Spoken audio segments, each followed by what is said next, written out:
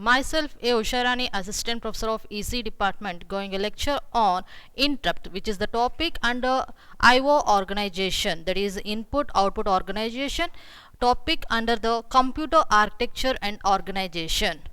Before going to the interrupts topic, let's see how the IO devices are interfaced to the processor. Programmed controlled IO. Okay, here the programmed control IO, the processor is connected to the keyboard and display. Okay, we can connect any IO devices. For this example, we are considering keyboard and display. In this example, it is the processor continuously monitoring the keyboard and display whether it is ready or not. Okay, if by checking the status in and status out. Here the processor wastes the time continuously by monitoring the IO devices. Okay, meanwhile it can process any operation, any important things. Okay, if the device is ready, if the device itself is ready, then it indicates the devices by interrupting the processor, I am ready, then it will be the better applicable. Okay, in this case the processor is checking. Okay, generally the processor monitors the IO devices by continuously monitoring the S in and S out, otherwise the status of the devices whether it is ready or not. In this example, for keyboard it monitors the S in, and for display device it monitors the S out. Okay, meanwhile it can process any important and any application task by wasting the time with monitoring the IO devices. Okay, if the device itself it is ready and it indicates by sending a signal to the processor, I am ready. Okay, that signal here we are calling as interrupt request signal. Okay, here just observe the devices are connected to the processor with the interrupt request line and interrupt acknowledgement. The devices requesting the processor if it is ready by sending a request, interrupt request. Meanwhile, the processor processing the processor processing its own work, it will be busy with its work. Whenever the devices are ready, it interrupts the processor by sending interrupt request signal. If the processor accepts that request, it acknowledges by the interrupt acknowledgement. Okay, how it can process, we can see by the, let's consider the processor is processor executing a programming with the locations 1 to from M. Here it is a main program. Here it is a main program. Okay, with the addresses. Okay, if you want to execute any program, the program counter has to point the corresponding address of the instruction. Okay, now it is processing, the processor processing the instructions, that is it's executing the instructions. Now if there is a interrupt occurs at the instruction I. Okay, now the processor processing the main program. If there is any device is requesting at the position of I, the current instruction will be executed, and the next it has to accept the interrupt service routine by sending an acknowledgement. Okay, while accepting this service routine, after completion of service routine, it has to back to main program. It has to return to the main original program where it has to come next address, that is I plus 1. Okay, before going to this service routine, we should know the contents of PC, otherwise the contents of that address. For that, we must, the contents of PC must be copied to stack. That is, we are preserving the contents of PC to get back, to return back to the main program after the completion of service routine. At the same time, the status register, program status register, or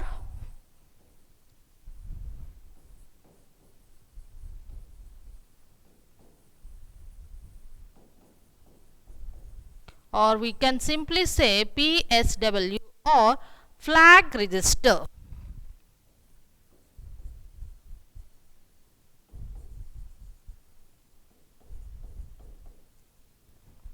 And some information if we need.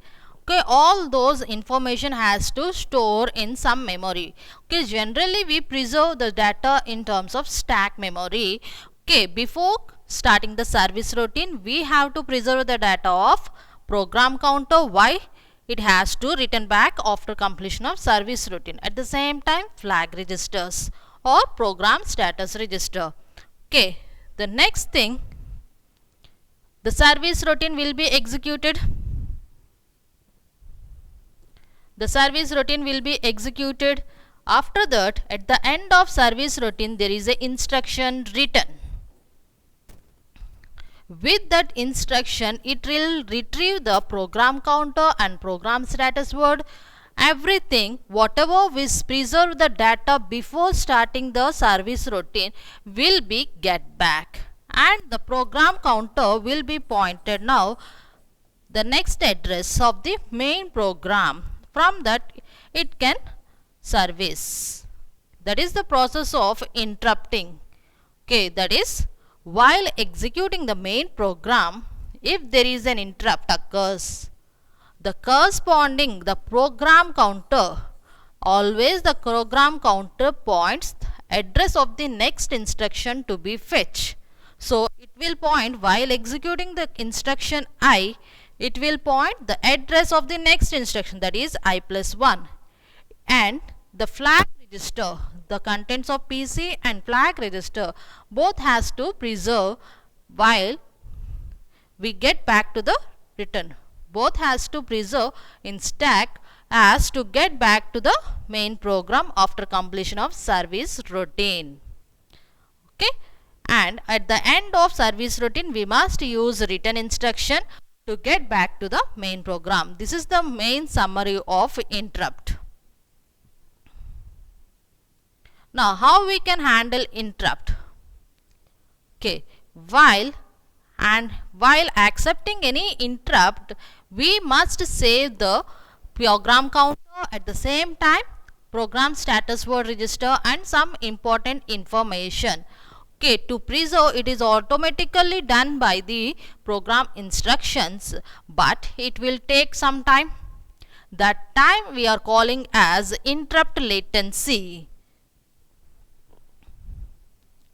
Interrupt latency. The time required to preserve the data, that is it requires a memory transfer operations, that time we are calling as interrupt latency. That is here the accepting of interrupt service routine and the starting of service routine will be delayed with this memory transfer operations.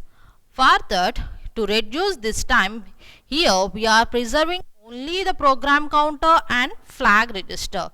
Only the program counter. Why? Because we must return back to the main program. For that purpose we are preserving the program counter. And what about the program status register? Before starting this, if there is a multiple interrupt request, if if you want to accept the interrupt enable flag will be enabled. If you don't want to accept the further interrupts, then it should be disabled. So for that purpose the program status register must be preserved. Next, basically the interrupt hardware consisting of the devices are connecting through interrupt request lines. Okay, here the processor is connected INTR, interrupt request. It is an active low signal. Whenever the signal is active low, whenever the signal is low, then only is the processor recognizing there is a interrupt request. Okay, here open drain bus is used to implement the interrupt circuit. That is, here the switches are connected to the pull up resistor. When the switch is open, the resistor is used to pull the voltage high when the switches are open. If there is a request, the corresponding switch will be closed and the corresponding line will be 0. Now this will be the OR logic. So the output will be, the voltage will be dropped to 0 as it is connected to ground. Whenever the switch is closed, it is connected to ground, so the voltage will be dropped to 0. So there is a interrupt request and the processor is recognized the interrupt request and it will send an acknowledgement if it is accepted. Now, enabling and disabling interrupts. Okay, if there is a interrupt request, if the device raises an interrupt request, the processor has to accept, but it has to execute the currently being instruction before accepting the service routine. Okay, the processor interrupts the program currently being executed. Okay, coming to the enable and disabling interrupts, the device raises an interrupt request. Now the processor interrupts the program currently being executed and the interrupts are disabled by changing the control bits in the program status register. That is, already we said that the program status register has interrupt enable if you want to accept the further interrupts.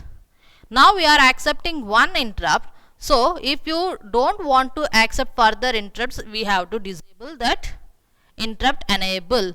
If you want to accept further, that is interrupt nexting. If for one service routine is executing, now one service routine is executing. Meanwhile, if you want to accept some other interrupt service routine, then the interrupt flag will be enabled. Okay, if you don't want to further accepting of any interrupts, it should be disabled. And the device is informed that its request has been recognized, and in response it deactivates the interrupt request signal.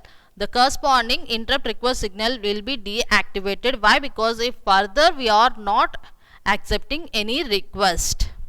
The next thing is, whatever the interrupts is requesting, the corresponding interrupt service routine will be performed, and at the end we have to accept. After completion of interrupt service routine, we have to go for main program, and at the same time we have to accept the further interrupts. For that, interrupts are enabled and the execution of interrupt program will be resumed.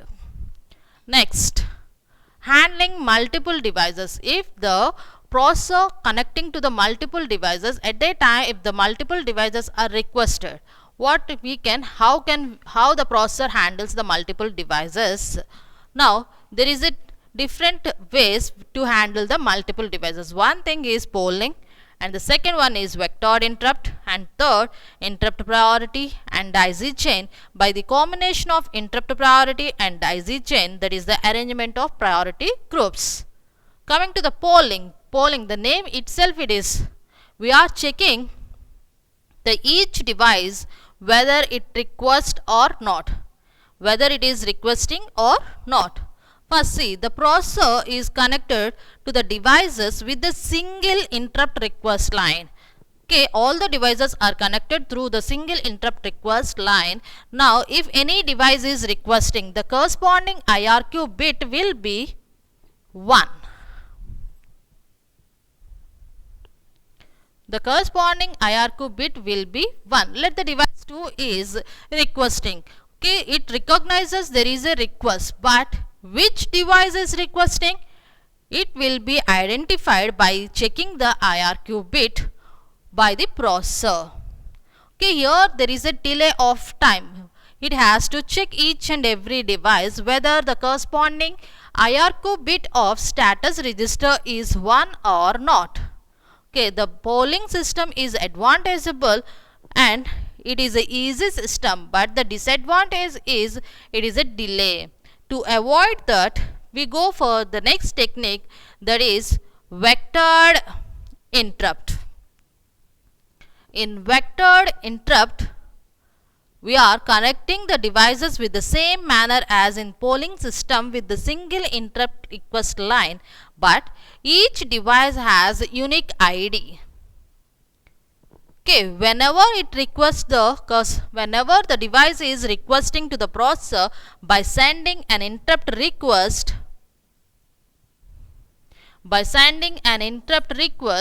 at the same time it sends the corresponding code to the processor to easily identify. With this address, the processor easily identifies which device is requested and directly it go for the corresponding interrupt. Vectored is nothing but address, that is known address.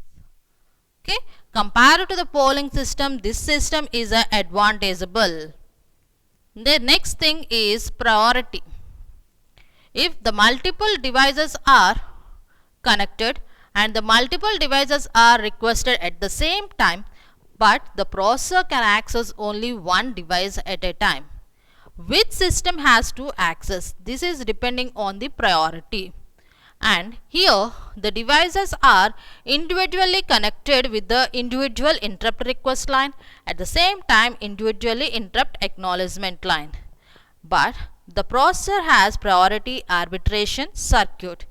If all the devices are requested at the same time, but by the priority arbitration circuit, it identifies which device has the highest priority and the corresponding system will be acknowledged first. Later, the next highest priority will be acknowledged. That is the interrupt priority. The next case is daisy chain. Daisy chain is nothing but the device which is directly connected to the processor has the highest priority.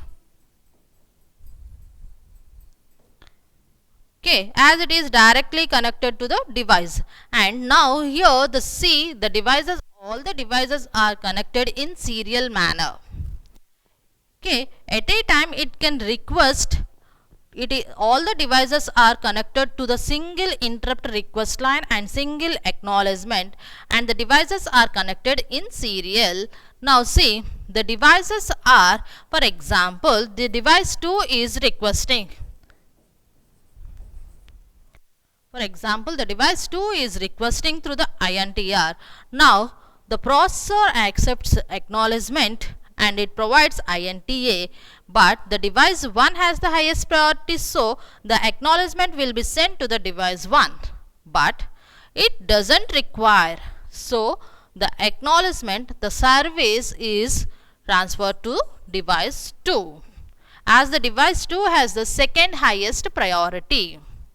Okay. Now, by combining this daisy chain and interrupt priority, we can go for arrangement of priority. That is nothing but, okay, here all the devices are connected in terms of groups and each group is connected in daisy chain manner. Let's see, each group is with the priority basis. Each group has its priority is connected on the priority basis. Now, for example, in the first group is requesting and acknowledged, the corresponding device will be acknowledged. Okay, here just see the devices organized into groups and each group has different priority levels, and in that each priority levels, that is each group has the devices within the group share the interrupt request line, that is with the daisy chain. This is nothing but the both daisy chain method, at the same time interrupt priority. These two methods are combined here. Thank you.